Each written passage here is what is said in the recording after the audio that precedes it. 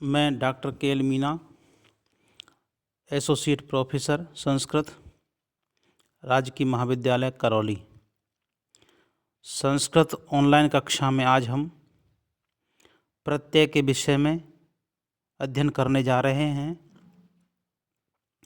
प्रत्यय प्रति, अय और अच से मिलके बना है। इसकी परिभाषा है कि प्रत्यय किसे कहते हैं। वे शब्द या शब्दांश जो धातु और शब्दों के अंत में जुड़कर उनके अर्थ में परिवर्तन कर नवीन शब्दों का निर्माण कर देते हैं, उन्हें प्रत्यय कहते हैं। प्रत्यय शब्द की व्युत्पत्ति इस प्रकार है।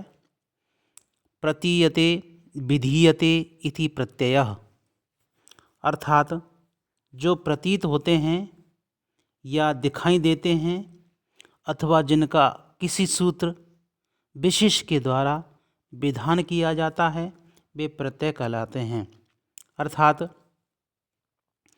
जो प्रतीत होते हैं या हमें जो दिखाई देते हैं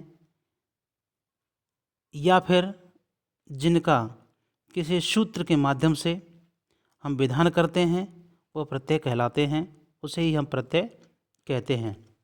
प्रत्यय 3 प्रकार के होते हैं।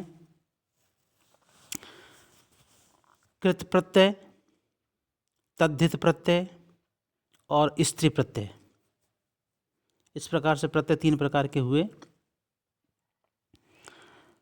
अब है कि कृत प्रत्यय किसे कहेंगे। धातु के अंत में जुड़ने वाले प्रत्यय कृत प्रत्यय कहलाते हैं।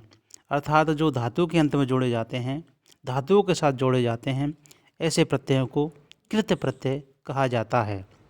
उदाहरण जैसे तुमन प्रत्यय, लेप प्रत्यय, क्त्वा प्रत्यय, कत प्रत्यय आदि। अर्थात ये प्रत्यय हैं वो धातु के अंत में जोड़े जाते हैं, इसीलिए इन्हें ऐसे प्रत्ययों को कृत प्रत्यय कहा जाता है। द्वितीय है तद्धित प्रत्यय। शब्दों के अंत में जुड़ने वाले प्रत्यय तद्धित प्रत्यय कहलाते हैं। अर्थात जो प्रत्यय शब्द के अंत में जोड़े जाते हैं, ऐसे प्रत्ययों को तद्धित प्रत्यय कहा जाता है। तीसरे प्रकार का प्रत्यय है वह स्त्री प्रत्यय। पुल्लिंग शब्दों से स्त्रीलिंग शब्द बनाने के लिए पुल्लिंग शब्दों के अंत में जुड़ने वाले स्त्री प्रत्यय कहलाते हैं। इस प्रकार से इसके उदाहरण हैं जैसे टाप, नीप, नीश आदि स्त्री प्रत्यय हैं। इस प्रकार से 3 प्रकार के प्रत्यय हुए। पहला कृत प्रत्यय, द्वितीय तद्धित प्रत्यय और तीसरे प्रकार का स्त्री प्रत्यय। कृत प्रत्यय हमने कहा था कि धातु के अंत में जो प्रत्यय जोड़ते हैं वो कृत प्रत्यय कहलाएंगे। शब्दों के अंत में जो प्रत्यय जोड़ेंगे वो तद्धित प्रत्यय कहलाएंगे। और पुल्लिंग शब्दों से स्त्रीलिंग शब्द बनाने के लिए जो प्रत्यय काम आते हैं उन्हें स्त्री प्रत्यय कहा जाता है। अब प्रथम प्रकार का जो प्रत्यय है वो है कृत प्रत्यय। इसी कृदंत भी कहा जाता है। कृत प्रत्यय धातुओं के साथ जोड़े जाते हैं और इससे बने शब्द को कृदंत कहा जाता है। यानी जो कृत प्रत्यय धातुओं के साथ जोड़े जाएंगे और जो प्रत्यय बनेंगे वो प्रत्यय कृदंत कहलाएंगे। कृत प्रत्ययों से 3 प्रकार के शब्द बनते हैं, 3 प्रकार के शब्द निर्मित होते हैं। अव्यय, विशेषण और संज्ञा। यानी कि जो कृत प्रत्यय लगेंगे उनसे जो शब्द बनेंगे वो या तो अव्यय कहलाएंगे, अव्यय होंगे, या विशेषण होंगे, या फिर कोई संज्ञा होगा। कृत प्रत्यय का जो प्रथम सूत्र है, प्रथम प्रत्यय है वो है तव्यत प्रत्यय। तव्यत प्रत्यय के लिए सूत्र है तव्यत तव्यानीयरः। इस सूत्र को हम तव्यत प्रत्यय के अंतर्गत लगाते हैं। इसका अर्थ है चाहिए और योग्य अर्थ में तव्यत प्रत्यय लगाया जाता है। यानी कि चाहिए अर्थ में या फिर योग्य अर्थ में हम तव्यत प्रत्यय लगाते हैं। इसका प्रयोग कर्मवाच्य में किया जाता है या फिर भाववाच्य में किया जाता है। इसका तव्यत शेष रहता है, यानी कि तव्यत प्रत्यय के लिए सूत्र आया था वो तव्यत तव्यानीयरः सूत्र था।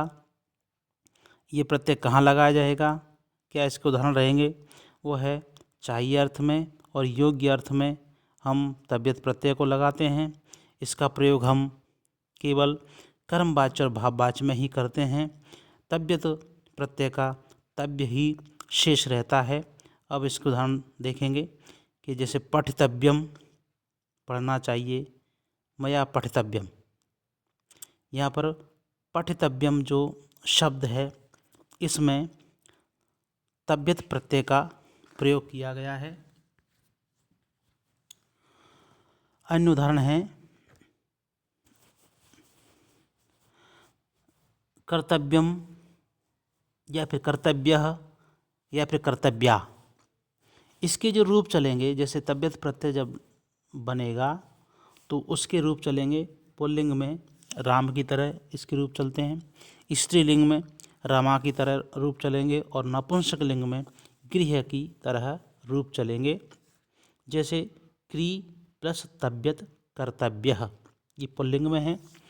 क्री प्लस तव्यत कर्तव्या, ये स्त्रीलिंग में, क्योंकि स्त्रीलिंग में रमा की तरह रूप चलते हैं। क्री प्लस तव्यत बराबर कर्तव्यम, ये नपुंसक लिंग में है। नपुंसक लिंग में रूप गृह की तरह रूप चलेंगे, गृहम गृहे गृहाणी, इस तरीके से इसके रूप चलेंगे तो बनेगा कर्तव्यम। तो तीनों लिंगों में उदाहरण है। क्री धातु है, तव्यत प्रत्यय है, तो इसका पुल्लिंग में कर्तव्यः बना, स्त्रीलिंग में कर्तव्या बना और नपुंसक लिंग में कर्तव्यम रूप बना।